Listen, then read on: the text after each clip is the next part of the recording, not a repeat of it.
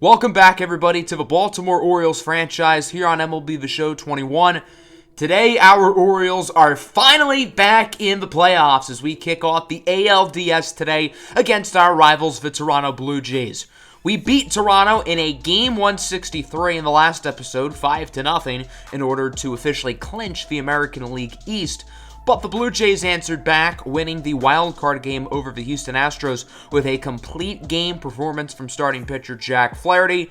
And that brings us to the ALDS, where these two teams will face off yet again for a spot in the ALCS against either the Twins or the Angels. We have a few decisions to make with our playoff roster, and I do want to make some changes before we officially get into the postseason. The game sent down a few players into AAA like Alex Colomé, Elliot Ramos, two guys who I did not want in the minors and I do want on the playoff roster. Same can be said for Ivan Cortes Jr. So if sending these three up, we have to bring three guys down. Sir Anthony Dominguez just isn't super reliable, so we're going to call him down. Hudson Haskett has not played a major league game. I don't know why we would have him there. And then I think the controversial one is calling down Christian Robinson instead of Marco Luciano. Luciano has not played a major league game since June. We sent him down to AAA. He was banged up, didn't play all that well. But I would rather keep him on the team over Christian Robinson for now. We're also going to keep Matthew Thompson over Adrian Marijon as well. Thompson struggled this year in the big leagues, and once we sent him down to AAA, he actually did even worse. But he did pitch really well last season in the playoffs, and I just trust him a little bit more right now than Marijon. So that's why we are going to keep Thompson and Luciano on the playoff roster rather than having guys like Christian Robinson and Adrian Marijon who finished the year on the big league club. So this is what the lineups are going to look like. Obviously, I'm going to mix around players here and there. Elliot Ramos is certainly going to start a few games. Maybe Marco Luciano as well, especially if he plays well in possibly pinch hit opportunities early on. The rotation will remain pretty much the same other than me putting Marquez above Burns because Marquez is our ace. Don't be surprised if we use guys like Valdez, McKenzie, Means, and even Matthew Thompson as hybrid starters and relievers, starting games and coming out of the bullpen in other games as well. So let's get the 2024 Major League Playoffs underway. We've got Games 1 and 2 of the ALDS today in Baltimore. And Game 1, we have a forecast of heavy rain throughout the entire ball game. So both teams are now having to play through the unexpected weather element, which should add another layer to this ball game, which I think is going to make things pretty interesting. These two teams have been neck and neck all year in the AL East. They needed a Game 163 to decide the division winner, and of course that was the Baltimore Orioles. These two teams played the final regular season series of the year, so that series added on with the Game 163. The Orioles ended up winning 3 out of 4 games, so if they do that again here, then that would be pretty cool. Here's a look at both lineups. Regular starters here for the Baltimore Orioles, not really doing anything too crazy with the lineup other than, I guess, Xavier Bowman hitting leadoff, but that's not that weird. So here is Germán Marquez, the ace of the staff, who through the first, I would say, 4 months of the year looked like the American League Cy Young. He kind of came back down to earth the final 2 months, particularly in September, but he still had a fantastic season with an ERA hovering at 2.5 and is ready to lead the Orioles through the postseason. Here is Cavan Biggio with one away. Hits that one high into right field, and it will go off the top of the wall. Biggio rounding second, headed to third. The throw from the cutoff man, Lawnia, is in time. The Orioles gun him down. That's one way to start the game. Cavan Biggio decided to be a little bit aggressive, and that backfired. Castellanos with a great throw to Lawn, who gets it to Muncy, who applies the tag perfectly to get him out. Wow. Vladimir Guerrero Jr. now flies this one high and deep in left field. Should be caught by Kjerstad, and it will. So it's not really a 1-2-3 inning, but the first 3 batters have been retired in some way. So a pretty good start here for Germán Marquez. On the bump for the Blue Jays will be Alek Manoah, who was all right this season. 4.15 ERA, 1.34 whip. Not great, but not bad by any stretch either. Shed Lawn, who dominated in the past 4 games against Toronto, hitting 4 home runs in that span, will open this one up, grounding this one into right center field. Lawn headed to second. The throw is not in time. I think if this was for regular season, Shed Lawn probably would have held up at first, but he decides to be gutsy, and it pays off. Lawn would advance to third after a sac fly by Louis St. John, as that brings up Castellanos with 2 outs. That one goes into the right center gap for extra bases. Shed Lawn will score an RBI double for the American League's leader in RBIs, Nick Castellanos, who will put the Baltimore Orioles ahead 1-0. That'll bring up Heston Kjerstad, trying to get some more damage in as he grounds it to short. Bo Bichette fields it cleanly, but a pretty good first inning for the Orioles. German Marquez looked good on the mound. A couple extra base hits leading to a run being scored on offense. Pretty much exactly what you want. 1 of the second, 3-2 pitch. Rowdy Tellez gets fooled by the outside slider. A 1-2-3 inning for German Marquez. So far, so good for the ace. And now we move into the bottom half of the inning. We'll see if the Orioles offense can continue their hot start. Jalen Miller up with 2 away. Bloops this one into right field. Is it going to drop? It will not, as it's going to be caught there by Austin Meadows. So Manella will retire the side. Good innings for both pitchers as we advance to the third. We'll see if this is where Toronto can get on the board, as it's Teoscar Hernandez with 1 away, hitting that one high and deep and right over the glove of Nick Castellanos, who crashes into the wall. Bowman fields it, the runner headed to third, and he is safe. A triple for Teoscar Hernandez, and the Blue Jays have a runner 90 feet away from home with an easy opportunity to drive him in. The catcher, Danny Jansen, grounds this one to second. Shed Lawn will get the out at first, but the run does score, and the Toronto Blue Jays tie it at 1. On to the top of the fourth now, Cavan Biggio grounds this one. Max Muncy with a tough play, and he is not in time. Biggio with a great hustle, getting an infield single. So now there's a runner on. Nobody out here for Vladimir Guerrero Jr., who singles into center. German Marquez dominated early in this game, but the past couple of innings, he has looked a lot more vulnerable, allowing quite a few hits. Still nobody out. First and second for Meadows, who grounds this one to Lawn. The throw to second is not in time. They do get Meadows out at first, but now the Toronto Blue Jays have runners in scoring position with only 1 out. If this ball is put in play by Arozarena, they should score 1. As this one is hit high and pretty deep in a right center, caught by Xavier Bowman, but Biggio will score. Guerrero advances to third. So it's a successful sacrifice fly for Randy Arozarena.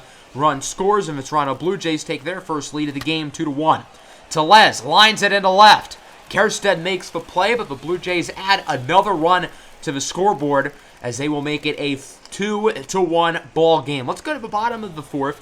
The Orioles offense has been quiet the past couple of innings, and it doesn't seem like they're going to be heating up anytime soon at this pace as Louis St. John strikes out on the fastball, swung way too late at that pitch.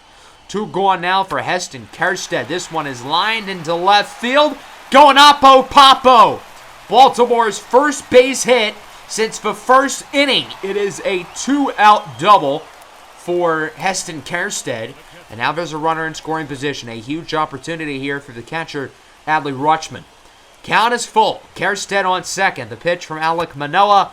This one is hit high, somewhat deep into center, but not deep enough. It will be caught by Randy Arozarena. So the Blue Jays get out of the inning. Alek Manoah, minus the opening inning of tonight's game, has been dominant. Top 5, George Springer leads things off, and this one will go off the wall in right. Springer rounding second. He's going to try for a triple. The throw from Lawn is not in time. Both teams, as you can see, have been extra aggressive on the base passes today, as George Springer will get a triple, and Teoscar Hernandez, who hit a triple earlier, has a chance to score him.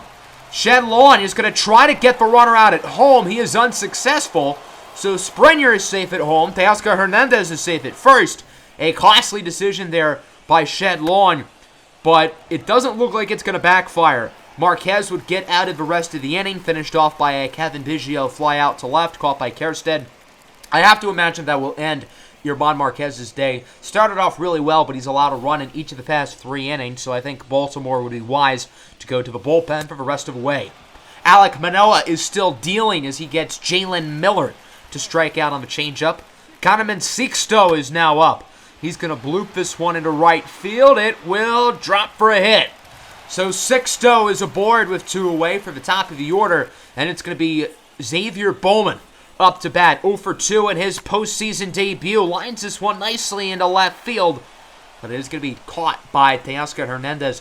4 straight scoreless innings for the Orioles offense, and they do not look like themselves right now. Alek Manoah is pitching a gem. The rookie Julian Starnes is in here in the 6th inning, making his postseason debut. Was very solid for the Orioles after being called up in the summer, as his first batter is Vladimir Guerrero Jr., who singles in the right field. I guess Starnes has to get those postseason jitters out now. Hopefully it won't cost Baltimore a run. Austin Meadows now grounds this one to second. The O's going to try to turn 2, and they don't. Good hustle by Austin Meadows. He is safe at first, so it's only going to be a fielder's choice. So that'll bring up Randy Arozarena. That one will be singled into right field. So 2 of the first 3 batters have gotten base hits against Julian Starnes, and now Toronto is 2 aboard. 1 away for Rowdy Tellez, grounds it to third. Muncy hesitates. He does tag the runner, so he gets Meadows out trying to go to third, but that was a possible double play opportunity wasted. George Springer now 3-2. Grounds this one into left field for a single. Arozarena will score, and that is now 4 straight innings that the Toronto Blue Jays have crossed home as they extend the lead to 4-1. Inning finally comes to a close. Teoscar Hernandez goes down looking on the inside curveball. Not a great inning there from Julian Starnes as he allows a run, and the Blue Jays do leave 2 aboard. Manoah is still in the bottom half of the 6th inning as he faces off against Castellanos, who will bloop this one into right field for a single. And Toronto would make an interesting decision. They will remove Manoah from the game, and the lefty Ryan Borucki is in. Manoah's pitch count was at around 90, so I get it, but he has been pitching so well. That is an interesting decision. We'll see if it pays off as Borucki does get out of the inning, facing off against fellow lefty Heston Kjerstad, who grounds it to second.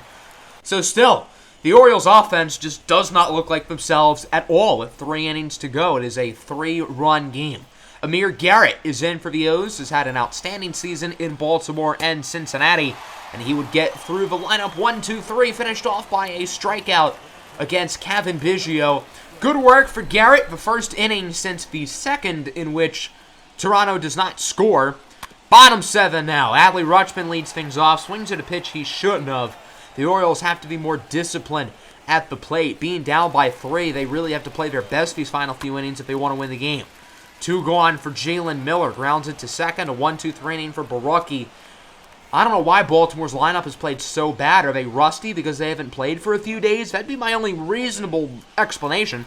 Jordan Hicks is now in the 8th inning as Vlad Guerrero Jr. hits this one high, deep into left field. Kjerstad at the wall. It's gone.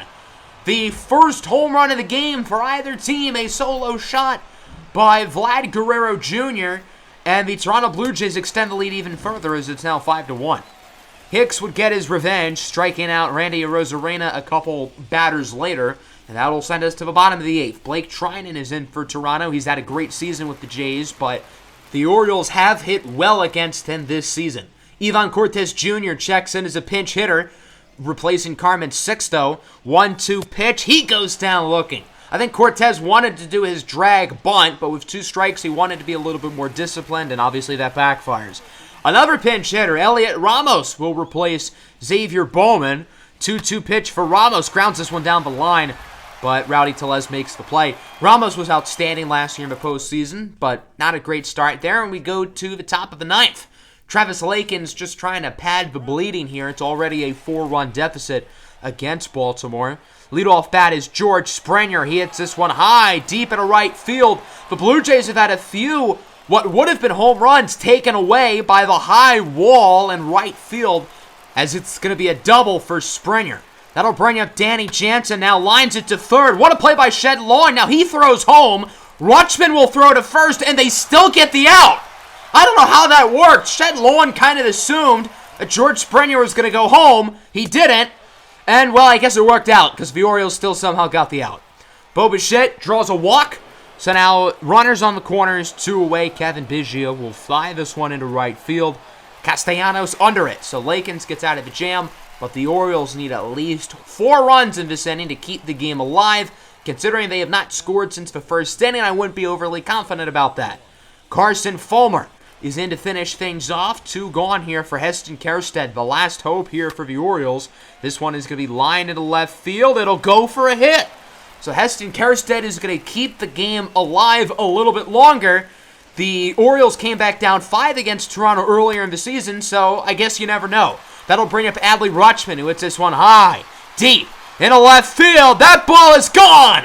2-run shot for Adley Rutschman, and this game kind of just got interesting. A big home run for Rutschman. Will this be a classic case of too little too late? Or will the Orioles start what would be an improbable rally? Trey Winggetter will replace Fulmer to come in and get the save as he faces off against Max Muncy. 1-1 pitch. Muncy lines this one into right center, and it stays alive a little bit longer. So Muncy is aboard. The tying run is up at the plate. A huge opportunity for Jalen Miller, who has played shortstop today, moved over to second base in the 9th inning. 2-2 pitch for Miller, swinging and a miss. And the Toronto Blue Jays survive. 5-3 is your final. Just an unfortunate first playoff game here for our Orioles. The pitching was inconsistent. Yerman Marquez was not great. The bullpen started off shaky, although the final few relievers did do a good job. Garrett, along with Lakins, and actually, I think it was just those two who didn't allow a run. Everybody else did. Our lineup was also not good. I know 3 runs, 8 hits doesn't look too bad, but other than the 1st and 9th inning, our offense was just a train wreck in this game. We really did not get anything going, and we obviously have to figure it out going into Game 2, and I'm confident we will. This is one of the best lineups in baseball, so it might just be an off night. Maybe it's just the weather, but we need to figure it out here in Game 2, because otherwise, being down 2-0 would be really bad, especially entering 2 games in Toronto. So now we need to win 3 of 4 against the Blue Jays like we did at the end of a regular season. So I know this team can do it, but it's just a matter of executing and doing it again. Game 2 here at Oriole Park. I know it rained last night, but now today's weather is perfect for baseball. So a very dramatic shift in the weather, but it looks like it's going to be sunny and 70 today in Baltimore. Here's the updated playoff bracket. Minnesota and the Angels tied at 1. The Orioles mixing up the lineup card a little bit. Marco Luciano starting at short. He's going to get his first Major League at-bats since the month of June. Elliot Ramos will also start as well today, as it'll be Corbin Burnes on the bump for the O's. Had a solid season, didn't pitch like an ace, which is what the Orioles thought they were getting with him, but he has pitched pretty well as he strikes out Kevin Biggio on the high curveball. That pitch was filthy. Good work there by Burnes. 2 gone for Guerrero. Grounds this one to second. The play is made by Shed Long to retire the side pretty easily. Good start here for Corbin Burnes, and we will go to the bottom of the 1st inning as we look at Jordan Montgomery. Montgomery started in the game 163 for the Blue Jays. He pitched pretty well despite getting the loss as he faces off against Nick Castellanos, hitting in the 2-hole today. Castellanos hits this one. That one will go right in front of a wall in right center field for a double. Castellanos is one of the few players on this team who, through the first game or so, has been hitting the ball fairly well. That'll bring up Louis St. John, who went 0 for 4 in Game 1. This one is grounded past the glove of Biggio into center for a base hit. Castellanos headed home. That'll be an RBI single for Louis St. John. And the Orioles, just like in Game 1, strike early. A big hit here for St. John, his first of the postseason. That'll bring up Heston Kjerstad, who's hitting cleanup today. He's going to ground into a 4-6-3 double play, so the Orioles are only going to get 1 here in this 1st inning. But again, pretty good start, and hopefully, unlike Game 1, we can actually capitalize on it. Top 2, another 1-2-3 inning for Burnes, finished off with a strikeout against Rowdy Tellez. Just like Yerman Marquez, Corbin Burnes starts off really strong. But in the top of the 3rd, that's when the Blue Jays offense starts to appear to be getting to work. The perfect game, a no-hitter is over off of a George Springer single, so he is aboard. That'll bring up Teoscar Hernandez. Lines this one into right center. That should drop for extra bases. George Springer on his horse, rounding 3rd, headed home. The throw from Shed Long is just not in time. An RBI double with nobody out for Teoscar Hernandez, and the Toronto Blue Jays will tie it at 1. That brings up Danny Jansen. This one is high, deep into right field. It's gone. And the Orioles have quickly collapsed here in the top of the 3rd inning. 2-run shot for Danny Jansen, and the Blue Jays explode to start this inning off, but they don't appear to be done. Well, they won't get that base hit as Corbin Burnes makes a nice play on the mound, getting Bo Bichette out. A big out for Baltimore. They needed that one pretty badly. However, the next batter, Cavan Biggio, draws a walk. Corbin Burnes started off so good in this game, but now it's getting worse and worse. Vladimir Guerrero Jr. hits this one into the left field corner for a double. Biggio will hold up at third, but I have to imagine the Orioles bullpen is probably active right now. And indeed, manager Carlos Feebles coming out to the mound. It appears Corbin Burnes' day is done after 2 1/3 premature innings. Through the first 2 innings, it looked like Corbin Burnes was going to pitch a gem, but he will not end up making it through the third. Matthew Thompson in his first major league game in probably about 2 months. Since getting sent down to AAA, he somehow pitched worse, but the Orioles are going to count on him here as this one is grounded to first. Heads-up play by Carmen Sixto, and the Orioles get the out at home. Great play by the rookie first baseman, Carmen Sixto, to come in and get the out. Randy Arozarena now grounds this one up the middle. Marco Luciano with a nice play. Very good defensive play from Luciano. Another player like Thompson who has not played in the majors in a while, but he's getting an opportunity today. Adley Rutschman leads off the bottom of the third. This one is going to be blooped up, and Rutschman on his horse, safe at first. That's going to be an infield single. Not even an infield single, like a 2-foot single for Adley Rutschman. That'll bring up Marco Luciano, his first major league at-bat since June, and it goes for a single. Luciano hit 199 in the regular season, and it's looking more and more likely he could be a bust, but he has another opportunity in the playoffs to redeem himself. Castellanos singles into center field. The runner, Adley Rutschman, will be safe at home. Marco Luciano out at second, but it is still an RBI for Nick Castellanos, and it's now a 3-2 ball game. That'll bring up Louis St. John. Drove in a run his first at bat, and he might have just driven in another one. St. John into a right center gap. Castellanos rounding third, headed to home. The throw from Bichette, not in time. An RBI double for Louis St. John, who's 2 for 2 today with 2 RBIs, and this game is tied at 3. Game 1 of this series, which was a pitcher's duel, Game 2 appears to be the opposite. Heston Kjerstad now lines it to first, caught by Rowdy Tellez, so the Orioles will not take the lead, but a successful inning, at least offensively, driving in 2 runs. Tied up at 3, we might have ourselves a very exciting ball game going forward. Top of the 4th inning, Rowdy Tellez leads off, and he strikes out on the fastball. Matthew Thompson looks pretty good so far. I'm surprised him and Luciano have been as good as they have been so far. George Springer now up, hits this one into center. That'll go for a single. The center fielder has trouble with it, but Springer will hold up at first. So now 1 away. The Blue Jays with another opportunity to regain the lead, and they do exactly that.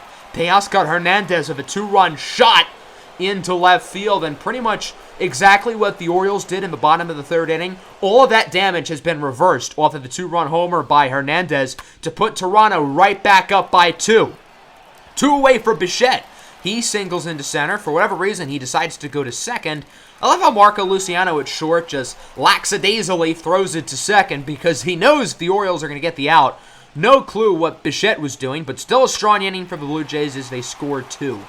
Bottom 4, here's Xavier Bowman, still without a hit in the playoffs, grounding out to short. Bo Bichette makes up for his mistake, and the Orioles are down by 2. Still have a lot of time to go, but they need to pick it up fast as Cavan Biggio draws a walk. Not a good start to the inning for Thompson. That'll bring up the next batter, Guerrero, and the Orioles will turn 2. Good work by Long, Luciano, and Sixto as they turn to double play. That'll bring up Austin Meadows. That one over the jumping attempt by Carmen Sixto. Elliot Ramos in right with a great throw at the corner, but the base runner is safe at second, so Austin Meadows is now in scoring position. Randy Arozarena lines that one down the third base line and fair. The left fielder, Louis St. John, completely misplays it, and that'll be an RBI double for Randy Arozarena, and the Blue Jays extend the lead even further as it is now 6-3, and Matthew Thompson will be removed from the game as it'll be Colin Poche who makes his first postseason appearance. Lefty-on-lefty crime, finished off with a strikeout of Rowdy Tellez. But another inning where Toronto scores and another inning where the deficit increases. The Orioles have to start their comeback bid quickly, and this looks like it could be a good start. Adley Rutschman singles into left center field. His past 3 at-bats have been base hits going back to Game 1. That'll now bring up Marco Luciano. Got a hit in his first at-bat, and it looks like he's going to get another one. Luciano, 2 for 2 with 2 singles. Adley Rutschman headed to third, and the Baltimore Orioles have runners on the corners with nobody out. They have to capitalize here. Shed Lawn is up at the plate. Lawn lines this one down the first base line. Lawn will be out at first, but the other 2 base runners are safe advancing, including Adley Rutschman, who scores, so it's now 6-4. That'll bring up Nick Castellanos, who is 2 for 2 today. He has scored twice, and he ends up striking out on the fastball. That's a huge K for Jordan Montgomery, who I'm surprised is still in the game. Louis St. John is now up. He is also 2 for 2 with 2 RBIs, and this one is going to be weakly hit into foul territory. Rowdy Tellez under it to make the play. So the Orioles score, but it felt like they could have done more that inning. They left something on the table, and that might bite them in the butt. Toronto is continuing to hit the ball extremely well as George Springer looks like he's going to get a double. So it really has not mattered which pitcher has been in, whether it's Burns or Thompson or Poche. Toronto is just clubbing the baseball against all of them. Bo Bichette with 2 away grounds this one. Good play by the infield. At third, it was Nick Castellanos who threw him out. So Poche gets out of that inning fairly easily.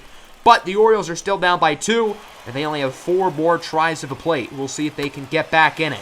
Carmen Sixto with 1 away. Singles into right field. Unlike Game 1, there's a reason for optimism because this offense is actually showing signs of life. So if they can pitch well and continue to look good at the plate, a comeback is very feasible.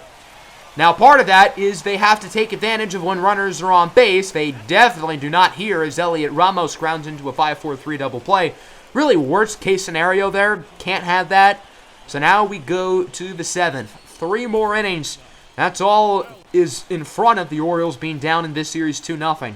Alex Colomé on the mound, facing off against Meadows with 2 away. This one goes into the right center gap. And again, regardless of who is on the mound, the Blue Jays are going to hit the baseball. That'll bring up Randy Arozarena, who drove in a run on his last at-bat. Going to bloop this one into right field. Elliot Ramos charges after it. He will make the play. So a scoreless frame there from Colomé. It seems like the bullpen is getting into a groove, but the offense needs at least 2 runs in these final 3 innings. We'll see if they can get the job done against Blake Trinan, who pitched pretty well in Game 1, pitched a full inning, did not allow a run as he faces off against Marco Luciano. 2 for 2 to start this game off. How about 3 for 3? This is not the same Marco Luciano who was here the first half of the season. I don't know what is up with him today. Rounding second, headed to third, a triple for Marco Luciano, who looks like a totally rejuvenated player right now. Luciano is now 90 feet away from home. Tim Maiza will be on the mound. The Blue Jays wanted a lefty to combat here against Shed Lawn, who has been surprisingly quiet in the postseason. 0 for 3 today. Looks like he's going to make it 0 for 4, grounding out to second. The runner does reach home, but there was 2 outs. So the Orioles are unable to score Luciano. And again, Baltimore does not capitalize with their runners on base. And as this game goes on, that might end up biting them in the rear end.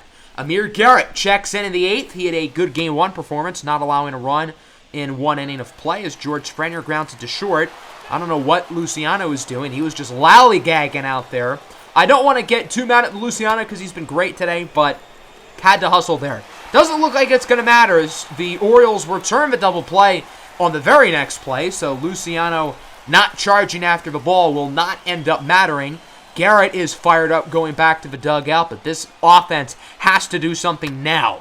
Louis St. John with 1 away. That one is high, deep into right field at the track at the wall. It's caught. Very anticlimactic there. I thought when he hit that was gone. That would have totally opened this game up. 2 away now for Heston Kjerstad. He's going to line this one to short. Bo Bichette makes the play. And going into the top of the 9th inning, the Baltimore Orioles are down by 2, and they are in serious danger of taking a 2-0 deficit in this series. Travis Lakins is on the mound, just like in the 9th inning of Game 1. Full count pitch here for Bo Bichette, and they will say he did not go around. Look at the bottom left. He clearly did. But nonetheless, that's going to be a walk. And again, it's not going to matter because the Orioles are going to turn 2. It looks like this infield is great chemistry, even though Marco Luciano has not played a game since June. I don't know if Marco Luciano and Shed Lawton were ever on the team at the same time, yet they look like they've been playing with each other for 5 years. Trey Winggetter is in for the save. He got the save in Game 1 and is going to look to do it again here tonight. Carmen Sixto leads the off. 1 for 3 today. Going to try to make it 2 for 4, and he does! Sixto with a single into right. So the tying run is up to bat with nobody out. A huge opportunity here for Baltimore. Max Muncy will enter in as a pinch hitter, I believe, for Xavier Bowman, and he ends up striking out. Muncy furious with himself going back to the dugout. And now the Orioles are down to their last out, and it's going to be the catcher Adley Rutschman, who's 2 for 3 today. 2-2 pitch. Grounds it to second, fielded by Biggio. And the Baltimore Orioles are down 2-0 in the ALDS, and it's going to be an uphill battle from here. A game that we, again, did not deserve to win. And, of course, after Game 1, where our pitching was solid and we couldn't hit, here in Game 2, we hit the ball a lot better, but we pitched worse. Neither team scored after the 5th inning. Both bullpens were really good. I do like that our offense showed a little bit of something, and we were getting base runners in those later innings. We just didn't capitalize with runners on base. Corbin Burns and Matthew Thompson struggled, but the bullpen ended up doing a great job to finish it off, but unfortunately, it was not enough. So that concludes today's episode. I know it was not the result we wanted, but we got to win 3 in a row. I think this team can do it. Hopefully, the guys in the locker room can stay charged up. Hopefully, they haven't given up on the season. There's no reason to. It's baseball. Anything can happen. So next episode will be Game 3 against Toronto. Since it's an elimination game, that will be the only game of the episode, regardless if we win or lose. Hope everybody enjoyed. Make sure to hit the like button. Make sure to subscribe to the channel if you are new. Peace out.